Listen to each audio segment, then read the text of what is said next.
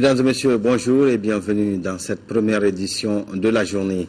Le président de la République, Ibrahim Boubacar Keïta, qui a pris part au sommet de l'UA, a regagné tard Bamako hier soir. Il a été accueilli à l'aéroport international Bamako-Sénou par le Premier ministre Oumar Tantali, les membres du gouvernement et le corps constitué. Il faut noter que le thème de cette année est année 2014, année de l'agriculture et de la sécurité alimentaire. Nous y reviendrons en détail dans les éditions du soir. Le sommet de l'Union africaine s'est achevé donc hier après 2 jours de travaux. Un rendez-vous surtout marqué par la situation en Centrafrique et au sud de Soudan. Le président de la République, qui a pris part donc à ce 22e sommet, a eu parallèlement plusieurs autres activités, au nombre desquelles cette audience accordée à une forte délégation des Nations Unies conduite par le vice-secrétaire général des Nations Unies, et c'est la situation au Mali qui a dominé les entretiens. Nous écoutons Hervé Ladsou au micro de nos envoyés spéciaux à Addis Abeba. Le vice-secrétaire général et le président sont tombés d'accord sur le fait que plus que jamais, il fallait travailler ensemble pour trouver les bons moyens pour sortir le Mali de manière durable de ce qui a provoqué cette crise des dernières années. Et pour cela, la réconciliation nationale est quelque chose qui est absolument majeur. Toute la communauté internationale la soutient et les Nations Unies restent aux côtés du gouvernement malien pour avancer dans cette voie. On a entendu la semaine dernière les Nations Unies qui sont en train de mettre la pression sur le Mali pour l'ouverture de négociations. Oui, je crois que c'est un point qui est important. L'accord préliminaire de Ouagadougou le 18 juin l'an dernier prévoyait une feuille de route avec des échéances. Ces échéances ont été dépassées maintenant pour toutes sortes de raisons, mais je crois qu'il ne faut pas perdre de temps et commencer à songer activement à un calendrier qui sera, je crois, dans l'intérêt de toutes les parties maliennes. Le Conseil de sécurité des Nations Unies va faire, à partir du 2 février, une visite officielle au Mali. Le président nous a assuré qu'il lui serait fait le meilleur accueil. Je crois que c'est l'occasion pour le Conseil, il le fait assez souvent, de se rendre sur le théâtre de certaines opérations de maintien de la paix pour mesurer les progrès qui ont été accomplis. Et il y en a beaucoup à mesurer, effectivement, et puis aussi pour passer les messages à tous les acteurs. Et je pense que, sans vouloir parler pour le Conseil de sécurité, mais ce message sur la nécessité d'avancer sur ce dialogue inclusif et cette réconciliation, je pense que ça fera partie de ce que diront On a l'impression que les Nations Unies sont fâchées avec le Mali. Absolument pas. Non, il y a eu certaines petites incompréhensions. On s'en est expliqué, oui, bien entendu, on s'en est expliqué, et il n'y a plus de problème s'il n'y en a jamais eu. Non, la relation est bonne et nous comptons sur la poursuite d'une bonne coopération pour que nous puissions faire le job qui nous a été assigné. Également actives à Addis Abeba, les premières dames d'Afrique. Hier, leur organisation a tenu une conférence au cours de laquelle elles ont fait le bilan des actions menées dans leurs pays respectifs en matière de lutte contre le sida. L'épouse du président de la République, Keïta Aminata Meiga, a pris part à cette rencontre. Le reportage de nos envoyés spéciaux, Ndeye Sissoko, Abdoussalam Babara. Regroupées au sein de l'Organisation des Premières Dames d'Afrique contre le sida OPDAS, les épouses des chefs d'État sont déterminées à améliorer la santé de la mère et de l'enfant pour une génération sans sida. Elles se sont donc engagées depuis 2002 à lutter sans relâche contre la pandémie. Et depuis, elles profitent de chaque sommet de l'Union africaine pour faire le point des avancées et voir comment améliorer davantage les conditions de vie, notamment des femmes et des enfants. En Afrique, les femmes sont les plus touchées par le VIH-Sida. Elles représentent, selon les chiffres de l'OMS, 58% des personnes vivant avec le VIH en Afrique subsaharienne. Fort heureusement, les actions de l'OPDAS ont permis de diminuer considérablement les infections chez les femmes enceintes ainsi que la transmission mère-enfant dans les pays membres de l'OPDAS grâce à l'appui de l'ONU-SIDA. Cette rencontre avait pour thème « Zéro infection » à travers l'accès aux soins de santé des femmes et des enfants. Pour atteindre cet objectif, la présidente de l'OPDAS est revenue sur l'importance de l'implication des premières dames. Mes sœurs premières dames, cet engagement des chefs d'État du continent doit nous interpeller au plus haut niveau, parce que nous sommes les mères de nos nations respectives. Et à ce titre, nous devons faire bouger les lignes en nous appropriant ce thème pour aider l'Afrique et les dirigeants africains à éradiquer ce mal qui prive l'Afrique de ses bras valides. Et c'est d'ailleurs pour cette raison que nous avons lancé la campagne pour la prévention de la transmission du VIH de la mère à l'enfant dans nos pays. Nous devons la poursuivre en veillant tout particulièrement sur l'accès aux services de santé et pour la mère et pour l'enfant, mais aussi pour les jeunes en âge de procréer. Après plus de 10 ans aux côtés de l'Union africaine dans la lutte contre la maladie, l'OPDAS a souhaité concrétiser ce partenariat à travers la signature d'un accord afin que l'OPDAS soit partie intégrante de l'Union africaine et puisse entre autres bénéficier des 2 milliards de dollars mis à la disposition de l'Afrique par le Fonds mondial. Notons que la rencontre 2014 de l'OPDAS a enregistré l'arrivée de 2 nouvelles premières dames, celle du Mali et celle de Madagascar. L'épouse du président de la République, Keïta Aminata Maïga, a remercié ses sœurs pour l'accueil chaleureux. Elle en a profité pour communiquer les résultats positifs enregistrés au Mali dans la lutte contre le sida. Les sites de dépistage sont passés de 22 sites en 2003 à 396 en 2012. Les sites de prise en charge sont passés de 3 sites en 2001 à 83 en 2013. Le taux de prévalence nationale a chuté de 1,7% en 2001 à 1,1% en 2012. Notre engagement va aller dans le sens de la sensibilisation, de l'éducation.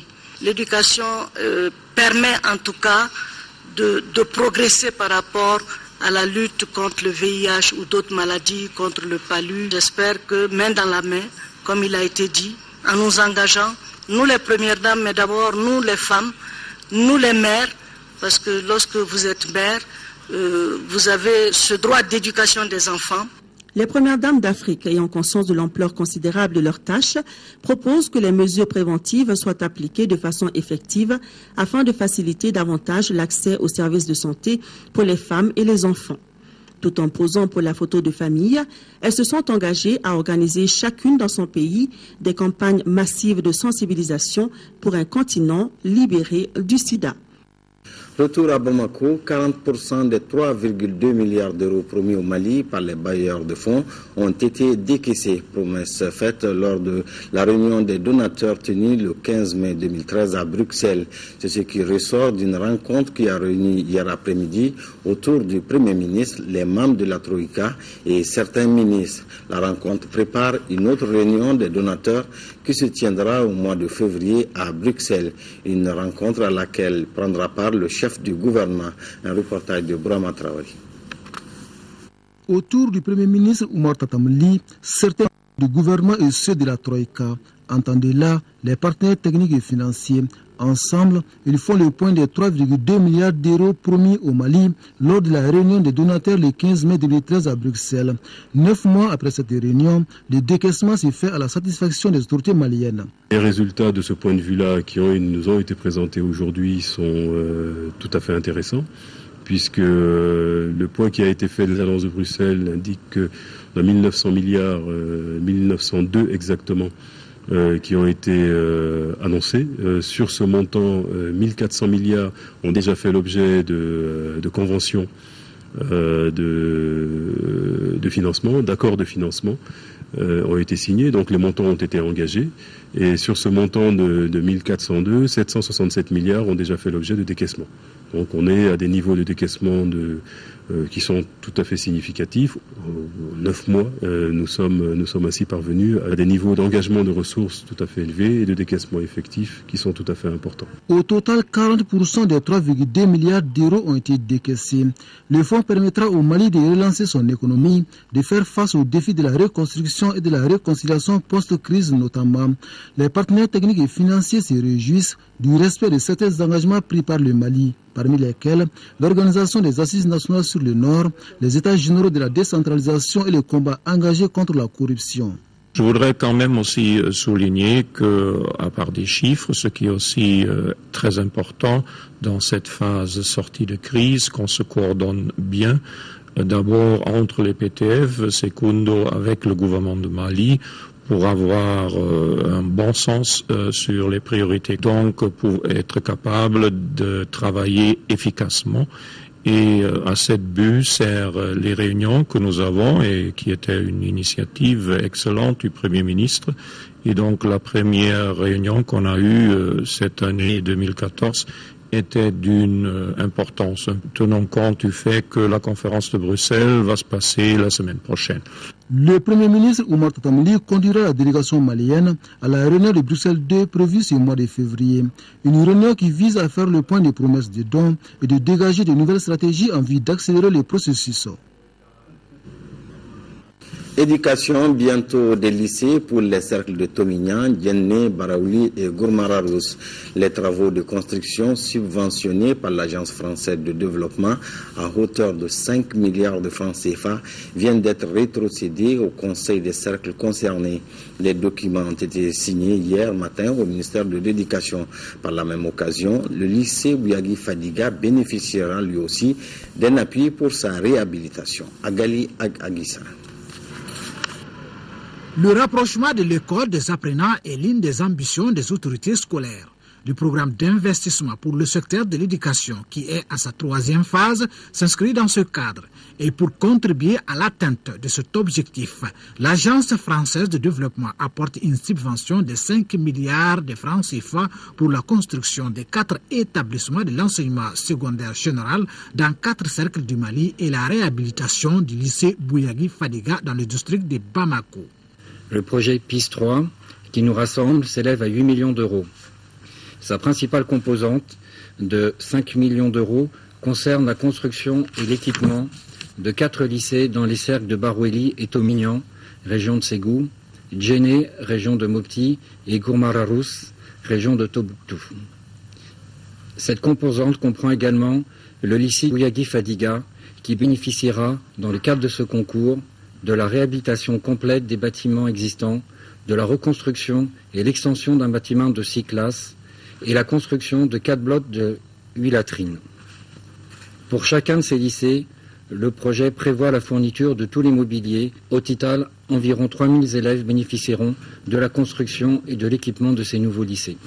La signature des accords de cession des travaux de construction de ces établissements au Conseil des cercles concernés coïncide avec la fin du premier programme décennal. Nous nous acheminons maintenant vers l'élaboration d'un nouveau programme décennal qui certainement va être élaboré au cours de cette année 2014. Nous avons aussi décidé de concevoir un programme intérimaire qui va assurer la transition entre le programme décennal que nous achevons et le nouveau programme que nous allons élaborer. Dans les deux cas, comme dans le programme décennal initial, la composante accès à l'éducation, donc construction des infrastructures scolaires, demeure une permanence. Le porte-parole des présidents du Conseil des cercles a remercié les autorités scolaires et l'Agence française de développement pour la rétrocession des travaux de construction des 10 établissements. Il a également réitéré l'engagement de ses pairs à respecter les délais des travaux dont la fin est prévue pour 2015. La Direction nationale des routes du district de Bamako, le service des données routières et l'Agence nationale de la sécurité routière ont effectué une visite commune sur certains réseaux routiers pour constater l'état des pistes cyclables. Compte rendu Al-Dumatina. Circuler dans le district de Bamako sur un engin à 2 roues est devenu un véritable casse-tête en raison de l'état défectueux de bon nombre de pistes cyclables. Ici, sur la route de l'avenue de Loya, l'un des réseaux routiers les plus fréquentés, les responsables viennent d'effectuer une visite en vue d'améliorer les conditions des pistes cyclables pour faciliter la fluidité. Les problèmes recensés sont entre autres les nids de poules, le manque d'entretien des caniveaux qui, au dire des visiteurs, relève de la responsabilité des collectivités, l'aménagement des caniveaux dans certains endroits, comme ici entre la station et aussi et l'ambassade d'Algérie, où un aménagement conséquent est nécessaire avant l'hivernage. Pour l'entretien courant et périodique, les fonds alloués sont insuffisants. Il est à noter que les besoins sont très importants. Uniquement en matière d'entretien courant, les besoins s'expriment à 4 milliards de francs CFA. Et en matière d'entretien périodique, il faut 4,5 milliards, ce qui fait un besoin cumulé de 8,5 milliards. Pour ces 8 milliards-là, il n'y a que 1 milliard et quelques qui sont mobilisables. Malgré l'état de ces pistes-là, il est bon que les conducteurs d'engins à deux roues, les motocyclistes continuent à emprunter ces pistes. Nous, on les encourage beaucoup à cela. C'est vrai qu'ils sont en train de fournir beaucoup d'efforts, mais ces efforts-là ne vont pas durer. Les travaux sont donc prévus au mois de mars. En attendant, les usagers devront prendre leur mal en patience. Consultation gratuite des personnes âgées à la maison des aînés, organisée par le Conseil national de l'Ordre des médecins du district de Bamako. Ce geste entre dans le cadre de la semaine nationale du Conseil national de l'Ordre des médecins. Un reportage de Inaba. Le Conseil national de l'Ordre des médecins au chevet des personnes âgées, une belle initiative qui va contribuer à minimiser la souffrance de ces couches vulnérables. Durant 2 jours, les personnes âgées seront consultées et soignées par des médecins spécialistes en cardiologie, immunologie et d'autres maladies. Cette fois-ci, l'ophtalmologie n'est pas concernée. C'est dans le cadre de la solidarité de l'Ordre des médecins. Il s'agit de faire consulter des spécialistes, des médecins spécialistes et des médecins généralistes avec le dépistage du diabète et le dépistage du VIH-Sida au niveau de la population de Bamako. C'est toute la population en général, selon notre modeste moyen. Après la consultation par les spécialistes, les ordonnances sont prises en charge par une pharmacie installée à cet effet. C'est une bonne chose. Ça donne le courage à tout le monde de venir se consulter. Nous implorons Dieu pour que les hôpitaux nous aident. Nous n'avons pas chaque fois le prix du médicament. Le Conseil de l'Ordre des médecins entend délocaliser la semaine nationale dans d'autres capitales régionales du Mali. 4 agents de la protection civile ont été élevés jeudi au grade d'administrateur de la protection civile. La distinction fait suite à 4 années de formation académique. Adraman Mega.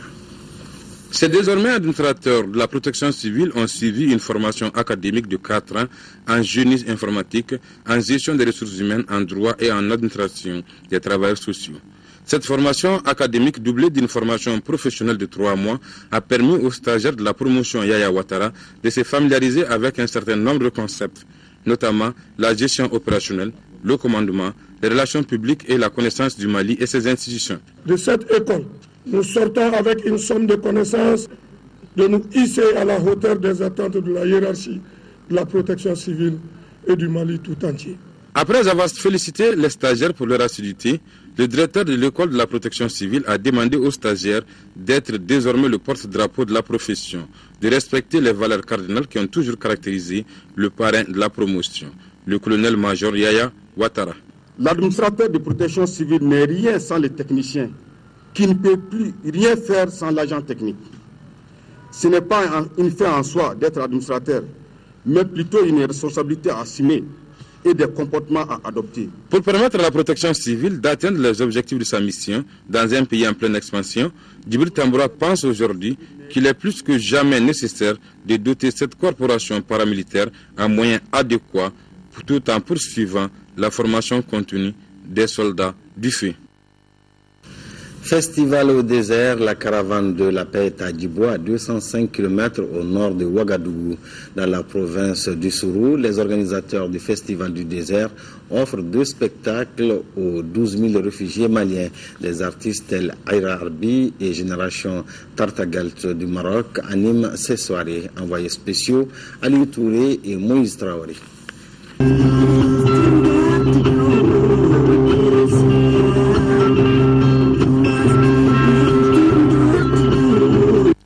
Reconnaissance et gratitude au gouvernement et au peuple burkinabé. Réconfort pour les Maliens réfugiés au pays des hommes intègres. La caravane de la paix du Festival au désert est à Djibo, à 205 km au nord de Ouagadougou, dans la province du Sourou. Ce soir, nos compatriotes du camp de Mentao, estimés à 15 000, ont droit à plusieurs spectacles. Par rapport aux étapes du Burkina Faso, l'idée c'est de jouer à côté des principaux camps. Si ce n'est pas possible de jouer dans le camp de même, au moins c'est un endroit le plus proche pour permettre aux réfugiés de participer à l'événement. Parce que comme on l'a dit, c'est destiné surtout à eux, façon de venir vers eux, leur dire qu'on ne les oublie pas, leur dire que les artistes pensent à eux et passer le message de paix et de réconciliation. Le groupe Génération Taragalt du Maroc sera sur scène avant ou après des artistes tels les cantatrices Aïra Arbi, Sadio Sidibé et la guitariste Mariam Kone. Ils se sentiront considérés par le peuple malien, par les autorités maliennes, par les artistes maliens. Et c'est vraiment pour la paix, c'est un espoir.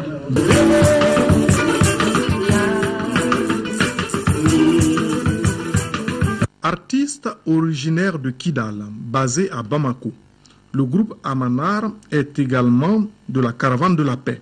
De montrer l'exemple que nous sommes, avec la diversité avec laquelle nous sommes arrivés. Je crois qu'ils comprendront que c'est le moment de retourner, il n'y a rien là-bas. Les réfugiés du camp de Sanyogo rallieront le village opéra de Laongo pour un deuxième concert. Laongo est à une trentaine de kilomètres de Ouagadougou. La caravane de la paix mettra alors le cap sur Bobo Dioulasso avant le festival sur le Niger à Ségou.